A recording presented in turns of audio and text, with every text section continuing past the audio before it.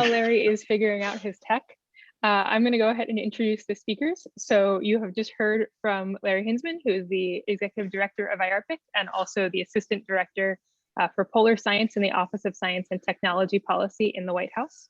We also have Roberto Delgado with us today. He's the Program Director for the Arctic Observing Network.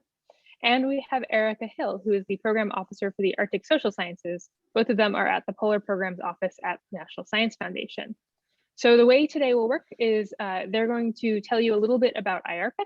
They're going to give an overview of the draft plan. And today we're going to be specifically focusing on Priority Area 1, which is Community Resilience and Health, and Priority Area 3, which is Sustainable Economies and Livelihoods. Once we go over the plan itself, the draft plan itself, they will share how you can submit comments on the plan. And then we'll have time at the end for Q&A to cover any questions you might have. Larry, you need me to keep going, or are you good? I'm almost there. I've got, okay, where are we at? I think we're on slide 11. Is that where we are? That is correct, if you want to pick it up there. Okay, forgive me. Again, forgive me, I'm sorry. So I've never actually had this happen before. First of all, so I can't see you, but can you, you can see me and hear me okay? We can see you and we can hear you. That's fine. Okay, okay, forgive me. So we've never had this problem before, but you know, it's a new day. So IARPC is the Interagency Arctic Research Policy Committee. By bringing together leaders from 16 agencies and departments, offices across the US federal government, we enhance research on issues in the Arctic. So IARPC was created in 1984 under the Arctic Research and Policy Act. This act called for a comprehensive national policy focused on research needs and objectives in the Arctic. It was established, IARPC was established along with our sibling organization, the Arctic Research Commission, to help implement the act. Next slide, please. So IARPC brings together federal agencies to coordinate Arctic research and reduce duplication of efforts. It was organized into several levels of staff and principals. So the top level is the principals. These include one policy level member from each of the 14 federal agencies responsible for US investment in research in the Arctic, as well as representatives from the White House Office of Science and Technology Policy and the Office of Management and Budget. The IARPC principals meet annually to provide policy advice and direction. They also develop the 5-year Arctic Research Plan and sometimes direct the agency staff and the IARPC Secretariat to address particular issues of concern. Next slide, please. Every 5 years, IARPC creates a new 5-year plan.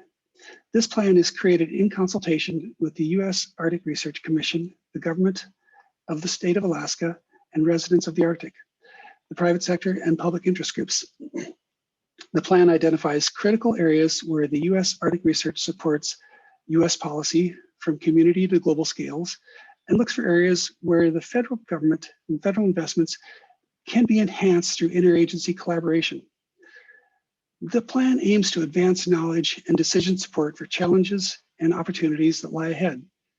It is implemented in part through the IARPC Collaborations website. The Arctic Research Plan focuses on research that will be enhanced through collaboration and cooperation between federal agencies. Plans do not attempt to address all Arctic research. The current Arctic Research Plan was released in December of 2016 and focused on fiscal years 2017 through 2021. Next slide, please.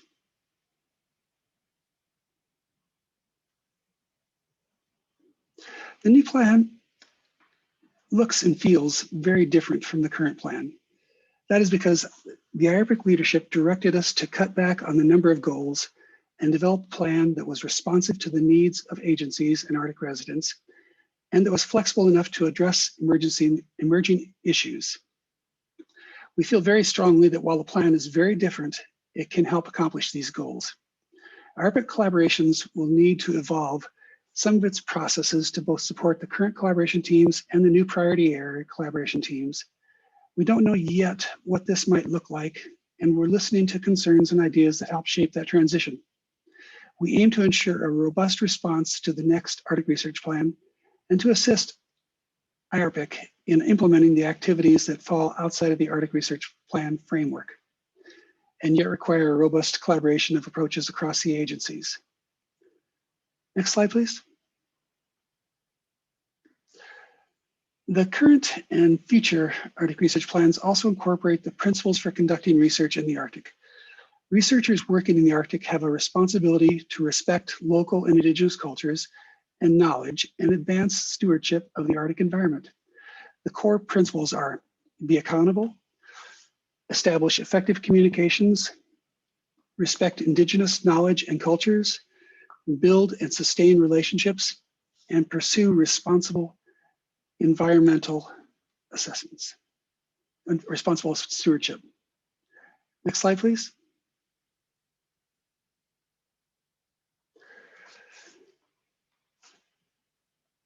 We are currently in the second public review phase of plan development. See the second column from the right? This phase will last until the public comment period closes on June 11th. A federal steering group organized an initial public scoping comment period that began in April of 2020 and closed with a community workshop in September of 2020.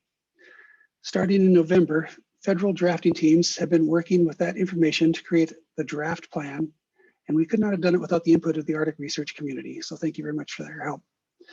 Looking ahead, after the public comment period closes on June 11th, IARPC will review and consider all the input received and revise the plan as necessary. We are aiming to release the final plan by the end of 2021.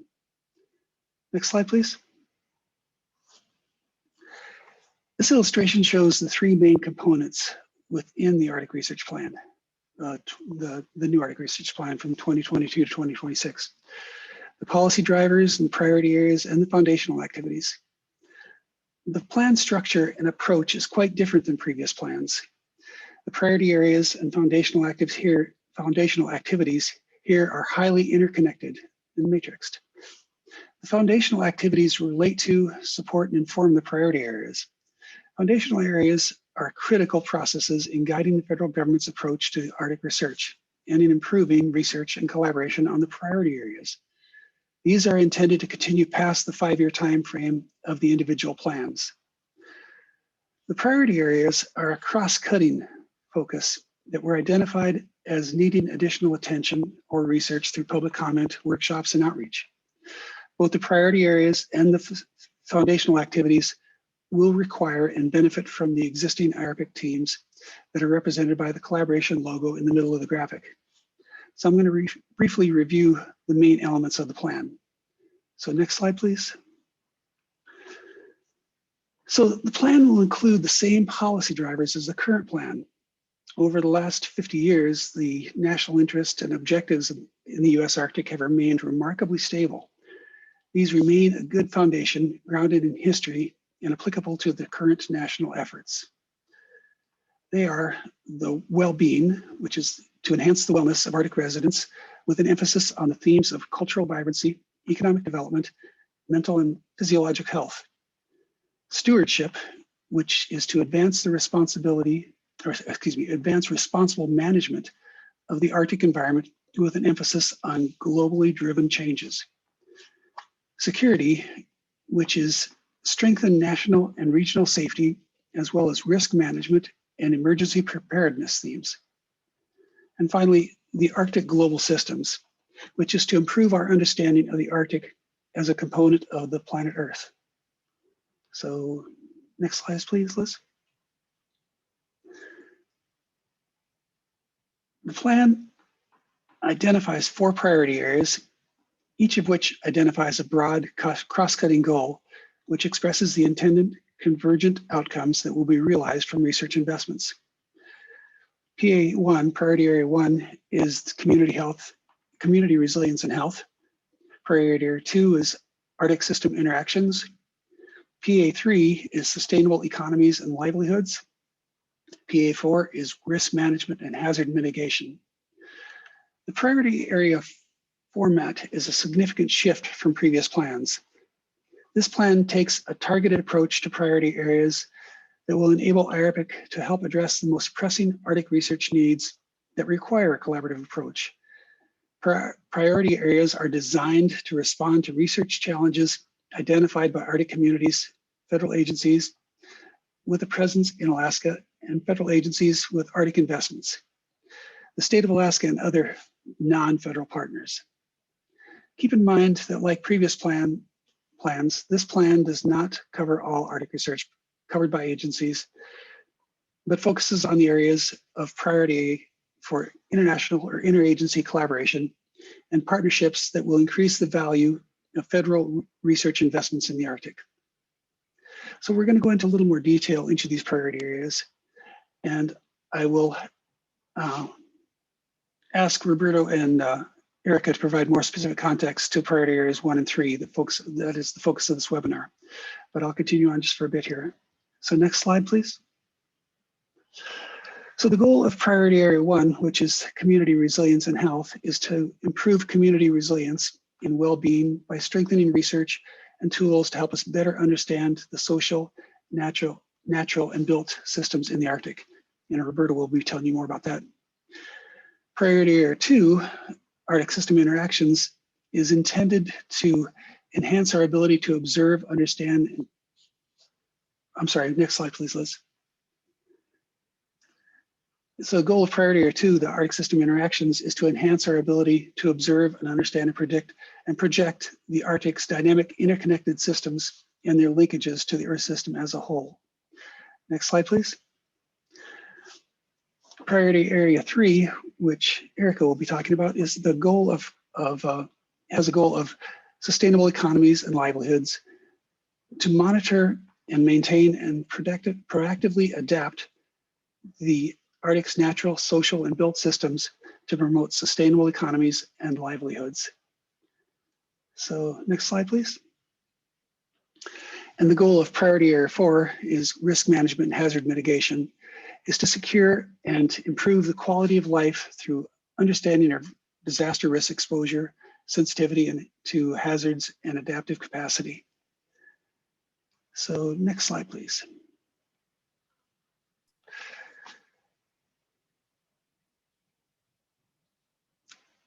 Let's see, I think at this point, I think I will turn it over to Roberto. Roberto, please. Thank you, Larry. So here again, we have the goal for priority area 1, community resilience and health. And I'll just emphasize that this priority area and goal most closely aligns with the well-being policy driver that Larry mentioned earlier. Next slide, please. The priority on community resilience and health looks at the interconnected elements of community resilience, including how the scale and pace of climate, environmental, cultural, and socioeconomic change impact both resilience and health, as well as the cumulative effects of different stressors such as the COVID-19 pandemic. Next slide, please. This priority area also seeks to help us better predict and understand stressors and how these stressors will shift in character and frequency over time from local to global scales. These advances that we anticipate will lead to an improved understanding of the physical and social impacts of stressors and potential community responses to them. Next slide, please. Lastly, this area is intended and will likely require working closely with Indigenous knowledge holders, state, local, and tribal authorities, and other Arctic nations. Perhaps equally important, there is much to be learned from tools developed outside of the Arctic that could be adapted to the Arctic context. I will hand it over to Erica to speak a little bit more to priority area 3. Thanks, Roberto. So as you can see, priority area 3 looks at how change is affecting the lifeways and economies of Arctic residents. This includes factors such as transportation, communication systems, community relocation, natural resource management, food security, shipping, Indigenous ways of life, really broad factors here. Next slide, please. And as many of you know, Arctic communities need both infrastructure and information in order to adapt effectively and efficiently. Infrastructure and information are also critical to Arctic security in broad terms. Arctic communities and the nation also need up-to-date information about the status of Arctic ecosystems, conditions and needs for Arctic infrastructure. We need to know what's changing, whether it's sea ice cover, permafrost melt, erosion, and how these changes are actually affecting communities. Next slide. So infrastructure, the built environment in harsh Arctic environments, must be regularly evaluated and maintained, and new infrastructure must be developed and built in order to meet emerging needs.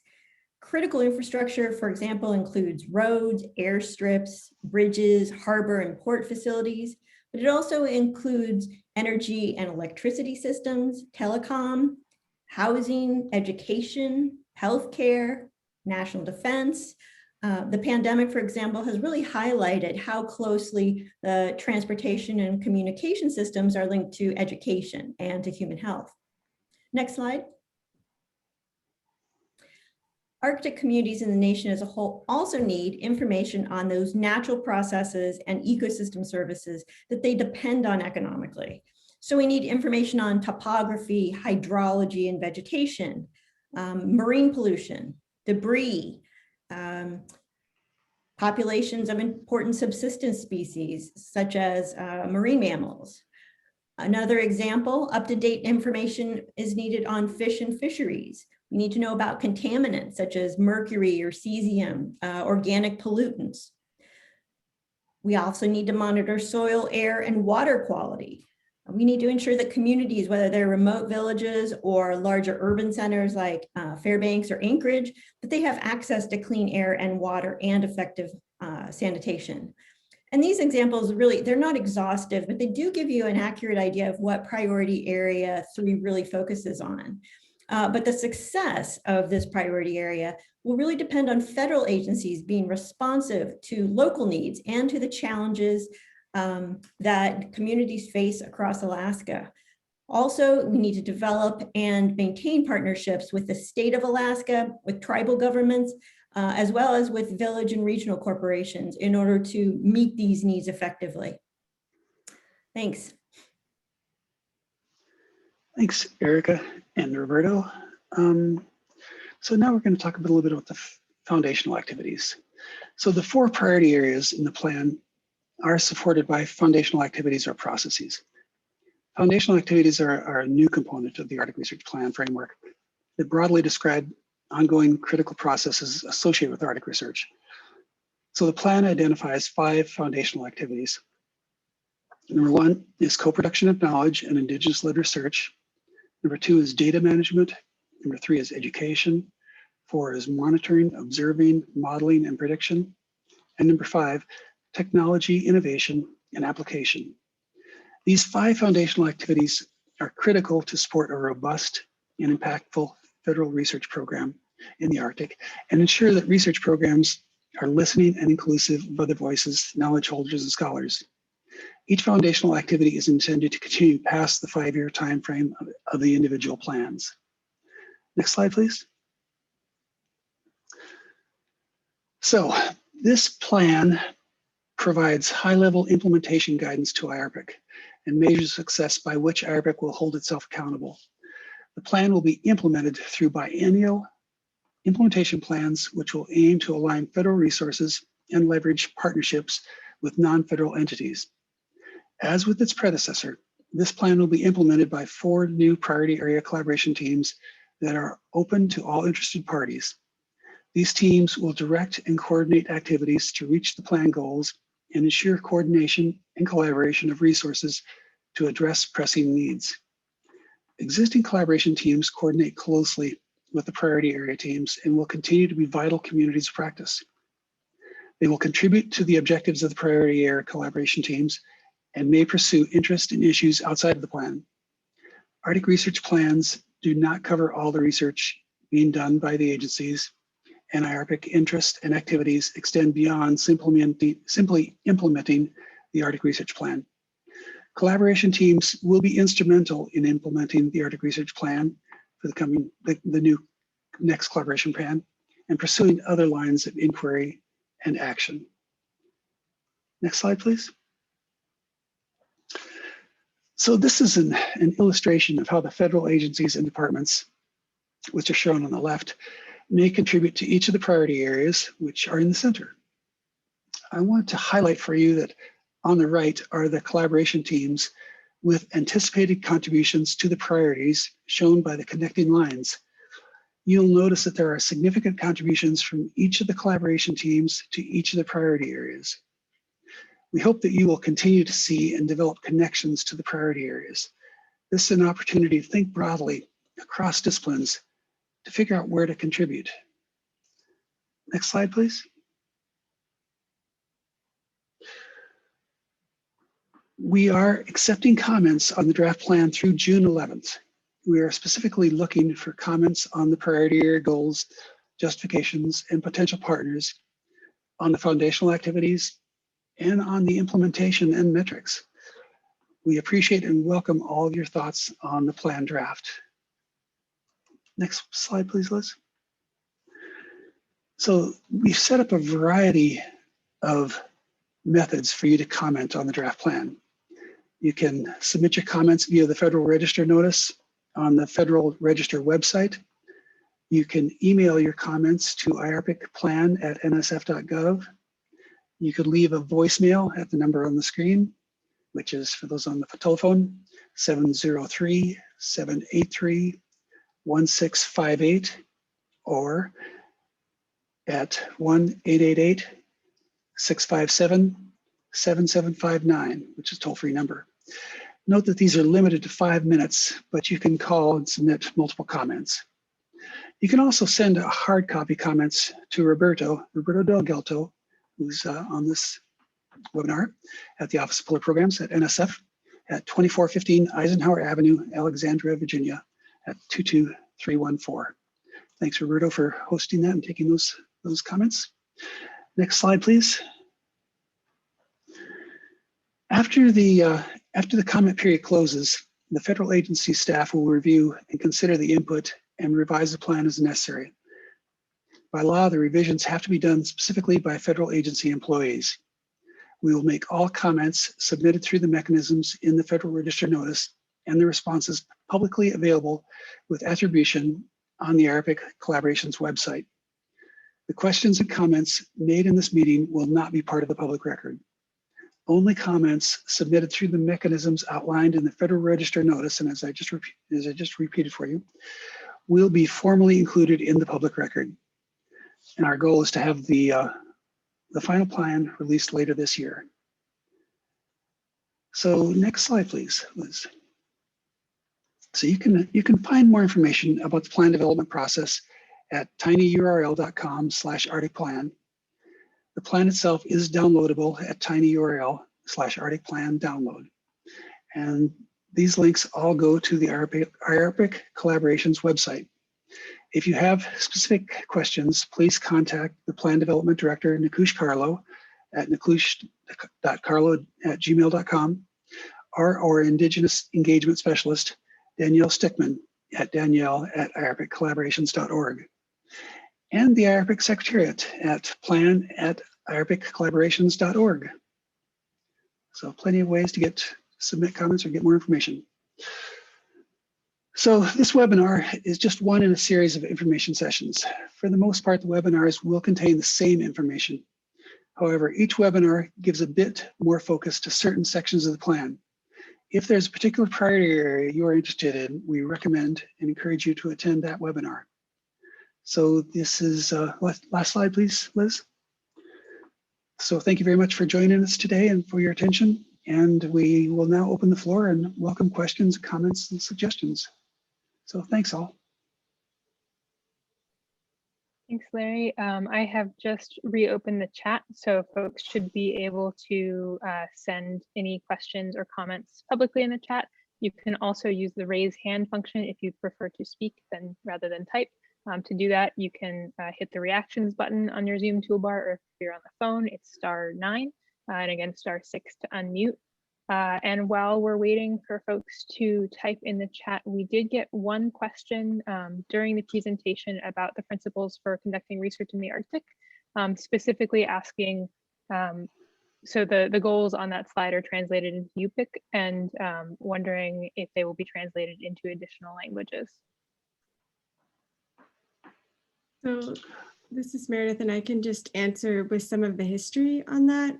John Pierce with the USGS was helpful and was during the process of developing the principles, one of those who helped develop them. And he was working with ANSEP, the Alaska Native Science and Engineering Program, and they had an intern, Jacob, who spoke UPIC along with his family. And that was one of his internship projects, was to translate those principles.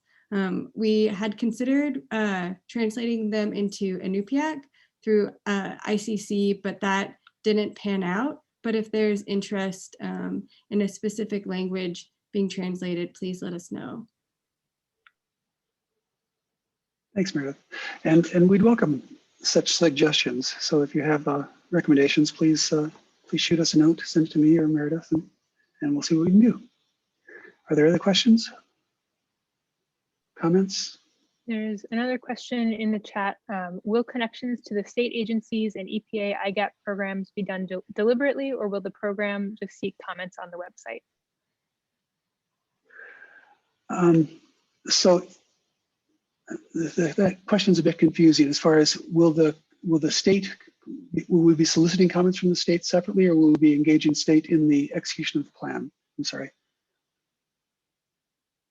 Yeah, that was my question, Larry, just Julie.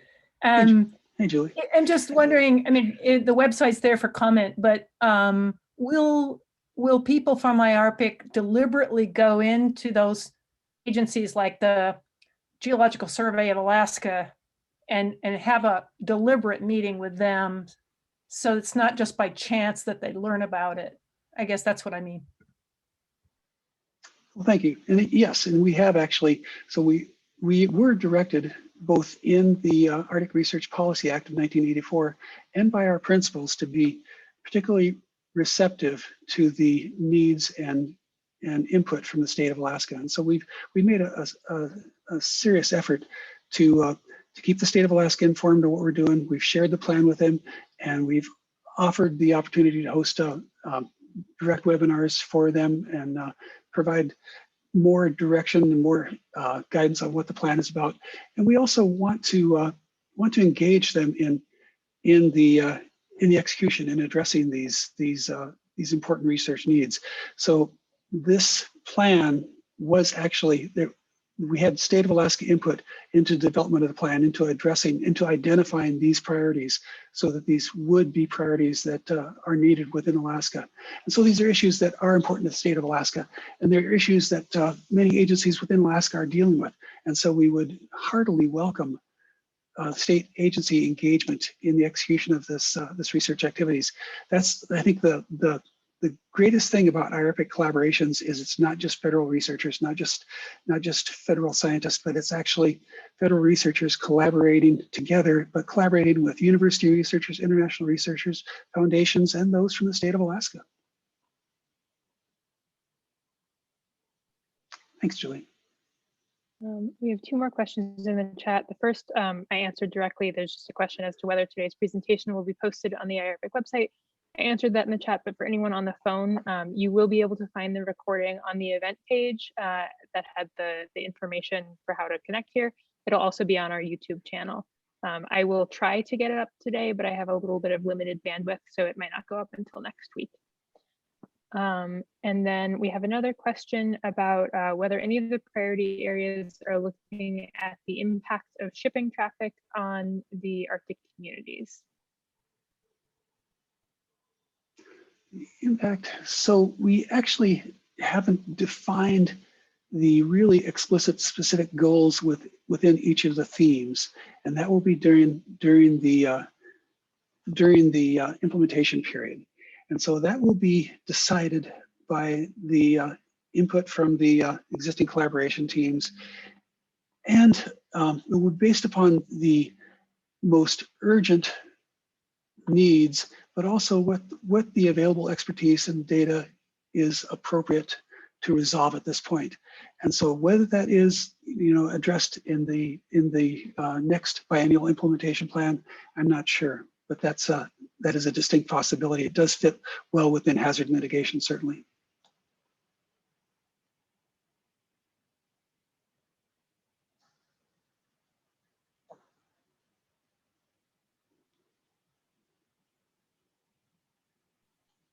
Any other comments or suggestions? We welcome recommendations. We heartily welcome engagement and participation. So if you have questions about that, I'd welcome that too. We have another question about tribal consultations, whether there are tribal consultations happening around the plan development or have they already? This is from the same person who asked about languages. So I'm sorry, I'm still having a little bit of trouble with my screen. Is Danielle on the, it might be good for Danielle. Is she with us today? I think so. Danielle, do you have audio?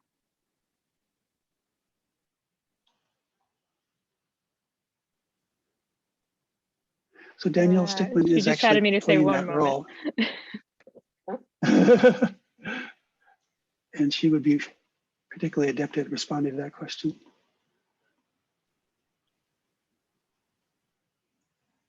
So it's a day of technical issues. Yes, we have been, we've attempted to be very responsive. Oh, nice. Go ahead, Danielle, please. Hi, here I am. What was I didn't get the question.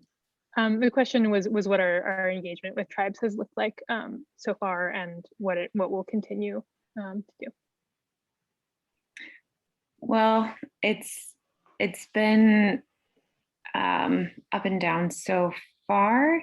We've communicated with the Subsistence Regional Advisory Council when they were happening in January, February, and early March. And then we've had I've been in contact with quite a few Indigenous leaders and having brainstorming conversations on how to work, well, what is the best way to move forward with working with communities with low bandwidth in communities, and also being aware of the overload of meetings. So just being aware of how much is going on in communities and trying to find the best way to communicate with them that is not just adding another thing.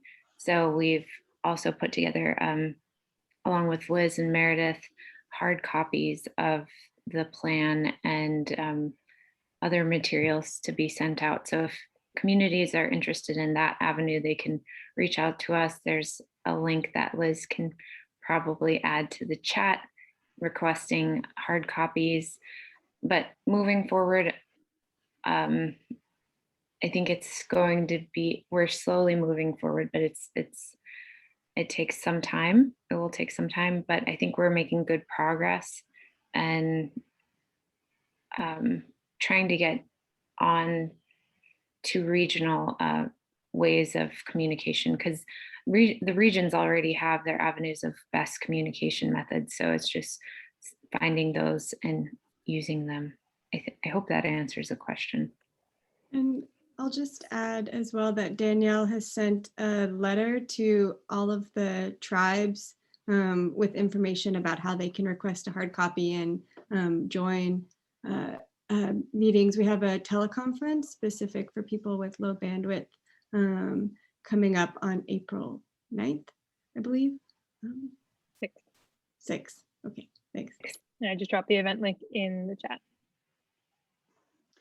And I'll also note that prior to beginning work on writing the plan, we had a long, extensive period for soliciting input from the public, which we received a lot of good recommendations, good suggestions from Indigenous communities. And then we hosted a workshop in September, and we had a significant proportion of Indigenous representatives at that meeting, and they helped identify the priority areas and the foundational activities that did go into this plan. And those those priority areas and foundational activities that were identified in that workshop are still the same topics that we're working with today. And there's a follow-up question in the chat from Julie about whether we have a Facebook page, since a lot of Indigenous communities use those pages. We do have a Facebook page. It is very new and has a small following. So one of our goals is to increase the reach of that so that it is actually a useful tool. And I welcome any tips for how to do that.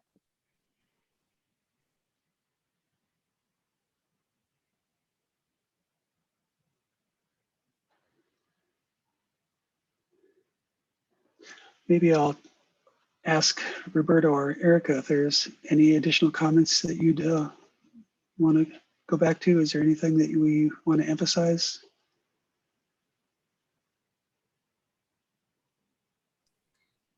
No, other than, sorry, just to reiterate that we really do welcome comments, and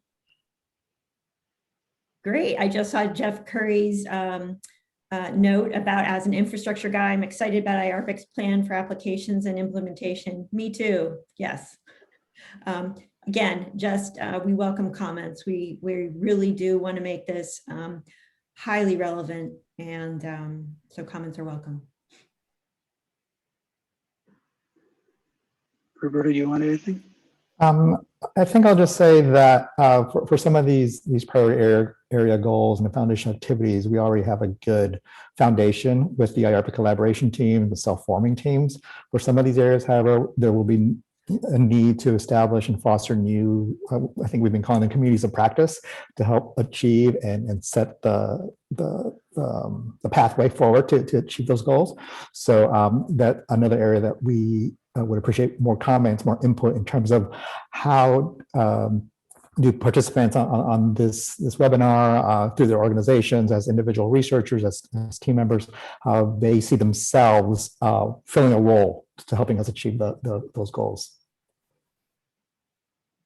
Thanks, Roberto. That's a really good point, in that, as I mentioned several times, this plan is very different than the previous plans, in that previous plans, there were 9 goals, and they were quite disciplinary. We built these really strong disciplinary teams to attack them.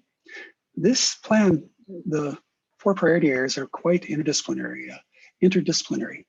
And as Roberto noted, we do have some very strong teams that in communities of practice built around Arctic system interactions, but around some of these other priority areas, such as PA3 that Erica described so well. There's good expertise, there's good capabilities within the community, but we haven't really developed those integrated collaborative teams, those communities of practice to really work together to focus on those issues and really make some substantial progress. And I think that's going to be a great contribution from this plan, and so we're really excited about that approach.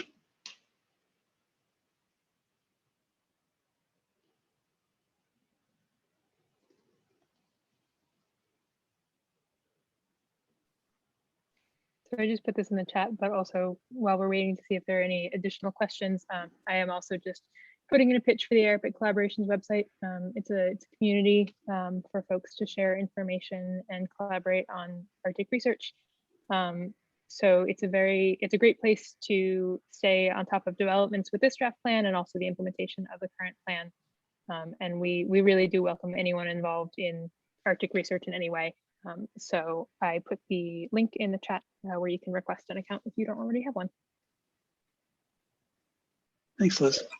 And I really also note that looking back over the last 10 years, we've had 2 previous Arctic research plans, and it's really astounding, inspiring, and gratifying to see how much we can achieve when people do work together. And so this Arctic collaborations really does work. It really helps us to attack some major problems where we really have to collaborate and coordinate our activities to make some big achievements. So it really does work. Other comments, questions, concerns, suggestions, ideas? Take anything.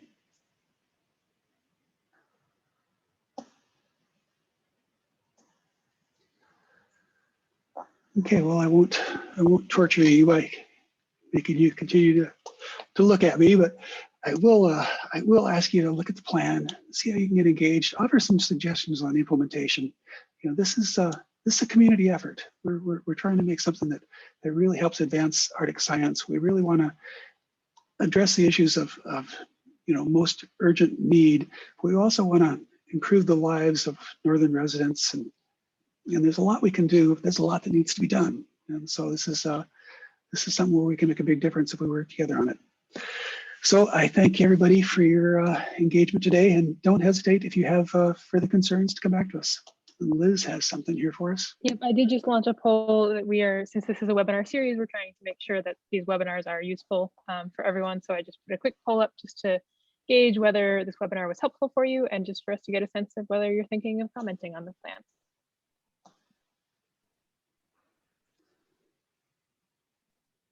So please do take the poll. While we're waiting for the results, I'll again apologize for my technical difficulties in the beginning, and thank you for your tolerance and patience. Thanks, Meredith and Liz, for carrying me, as always.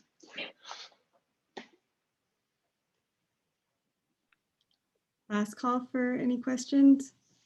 We'll remain on the line here, but feel free to drop off if you don't have anything.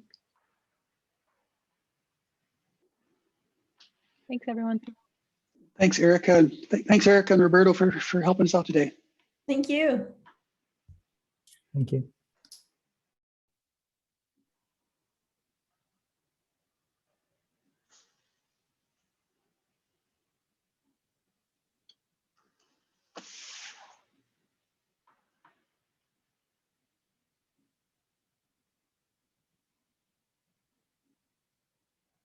George, I see you asked a question in chat. Would you be willing to ask that one out loud? I think I may be missing something in it.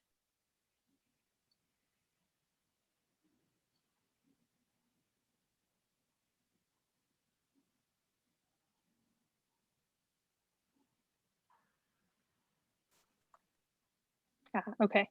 So George asked, when there's mention of Arctic communities, are those the ones within the ARPA Arctic outlines? George is probably talking about the designation of Arctic under the Arctic Research Policy and Policy Act, and yes, that would have to be within the what the definition of the 1984, what the definition of the Arctic is. So yes. Although there are ways of, if work done outside of the Arctic is applicable and can be applied to help our understanding of the Arctic, it's certainly relevant. And so there's been a lot of work that's been done in interior Alaska, which is outside of the Arctic Circle, but it has helped us understand how the Arctic will look in the future as permafrost degrades or vegetation changes. That understanding is really applicable to a future Arctic. And so there are ways of extracting useful information to help expand our understanding. So it really depends on what the question is, I guess, and what the work is.